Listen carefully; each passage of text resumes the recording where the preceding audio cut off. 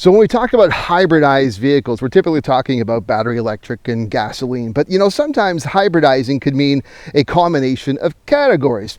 Take a look at this here. This is the 2020 Jeep Gladiator. And really, as we can see, it's basically a Jeep Wrangler, but they've stuck a truck bed on the back. So this is a question I've been trying to figure out for myself. And admittedly, when this vehicle first came out, I wasn't planning to review it.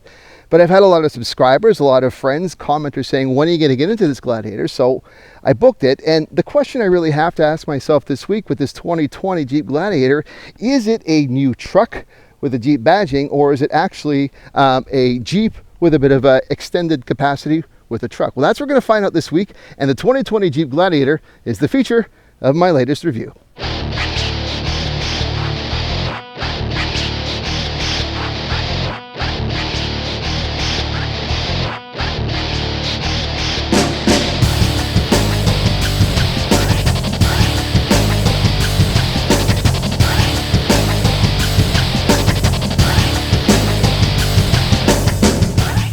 So looking at the physical exterior changes, comparing it to the Wrangler, I mean, obviously you can see the Wrangler in it. It is basically a Wrangler, but with an extension and the truck bed. However, there are some size changes as well. It actually is a longer wheelbase. It has to be. It's about a 19-inch longer wheelbase and about 23 inches longer overall.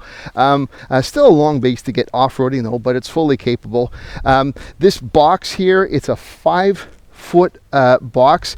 It's a bit limiting. So in trying to figure out whether this is a truck or a Jeep with a bit of a truck bed, I've tried to put some stuff in here, had difficulty putting in a basic patio table. So while it is a box, it's not the most functional. I got an optional tonneau cover here on this as well. Another thing I found that's a bit challenging, if this were a truck, say like an F-150, when you're stepping in, you'd probably have something to get up. This is almost just about 18, 19 inches of a step in. And I have found that, I have longer legs and it's kind of tricky to get in, but someone who is shorter, it would be awkward to get in. So that's one of the things that's a little bit not user-friendly in that regard. But overall, you can definitely see that this is a Wrangler on the exterior with obviously some modifications. Looking at the interior of the Jeep Gladiator is exactly the same as looking at the interior of the new Wrangler, given that the Gladiator is essentially a truck variant of the Wrangler. While this should come as no surprise. The new Wrangler, released last year, made interior changes to improve comfort and ride, given that many Wrangler buyers were using it as a daily driver more than an off-road play machine. Now these changes apply to the Gladiator as well. The center console is highlighted by an 8-inch Uconnect touchscreen system, with the window controls placed at the center below the Uconnect instead of being on the doors. Given that it's expected the interior will indeed get dirty, all instruments and controls are capable of having a good hose down without risk. My Overland trim tester came with leather seating surfaces, which adds a touch of luxury, but at the same time presents a challenge when driving with the roof and doors off. The black leather surface, when exposed to the summer sun, became quite hot while parked, and my children needed to put either a jacket or towel down before sitting to avoid being scalded on those very hot seats. It's kind of a good in theory, but not so much in reality kind of thing. The Gladiator is the only mid-sized truck with true open-air 4x4 capability.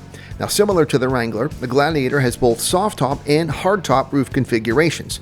The Overland tester I drove came with a black hardtop 3-piece roof system, and I spent a day with my kids driving with the full roof off but doors on. Removing the two front panels, or freedom panels as Jeep calls them, is pretty easy and only requires the sliding of a few secure levers, which take no more than a couple of minutes. The larger black panel is more involved, and it requires the unfastening of 8 bolts using tools supplied by Jeep. Now, it takes about 10 to 15 minutes in total and requires 2 people to do so, but once it's done, it offers a full open view from inside. The next day, it was time to take the doors off as well and to drive the Gladiator in a way that no other truck can offer. Just like the Wrangler, removing the doors of the Gladiator is a relatively simple process and can be done by a single person, although my son wanted to help me a bit in the beginning. It took me about 20 minutes to remove the doors and about 15 minutes to put them back on again, but with practice I'm pretty sure both times could likely be shortened.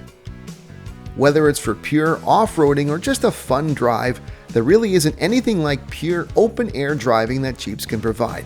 It took my kids a few minutes to get used to it, but by the end of the 90-minute drive that we took, they couldn't stop talking about it and wanted to do more. Depending on where one lives, the window of opportunity for open-air driving may be more or less limited, but it clearly is the one advantage from a driving enjoyment perspective that the Gladiator offers over any other mid-sized truck on the market.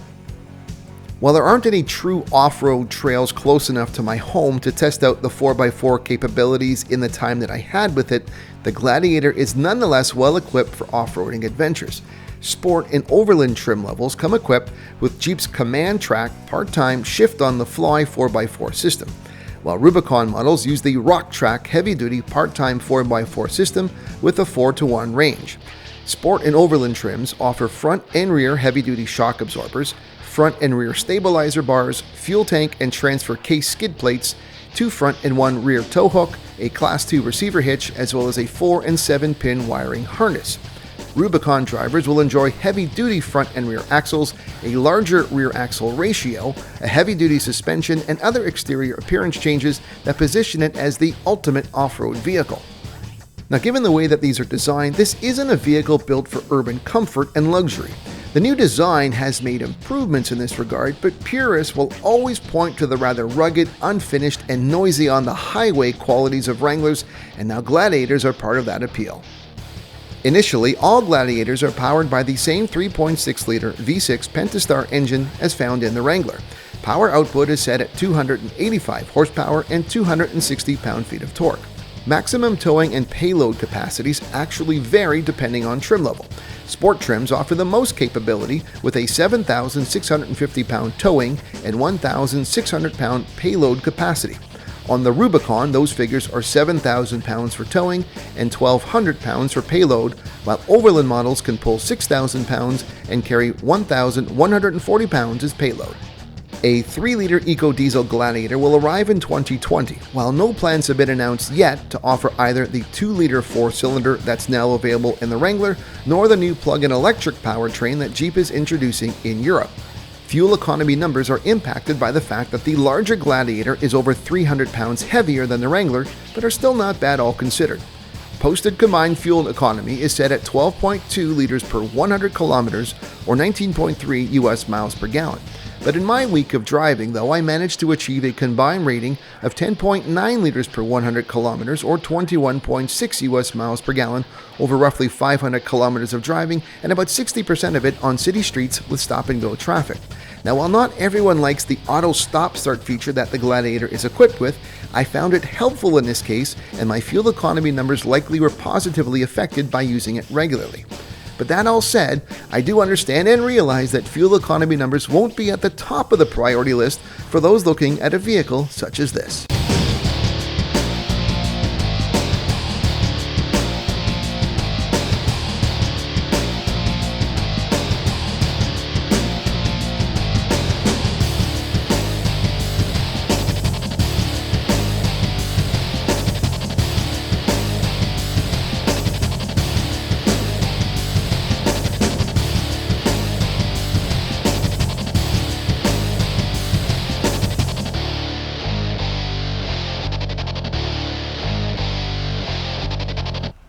So off the top, the question was, if you recall, I was trying to figure out, is this 2020 Jeep Gladiator a new truck with the Jeep branding, or is it actually still a Jeep Wrangler, but just with a little extra capacity, looking with the truck with the box in the back? And that the answer really is confusing for me in the beginning when I was driving during the week with the roof still on and the doors on. But once we got to the weekend and I had the chance with the gorgeous weather we were having to take the doors off, take the roof off, get the kids in the back and go for some driving, it's pretty clear.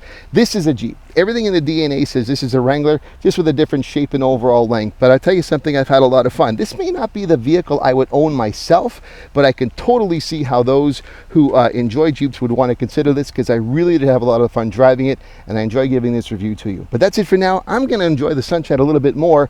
That's it for this time. I'm Eric Novak. Thanks for watching. See ya.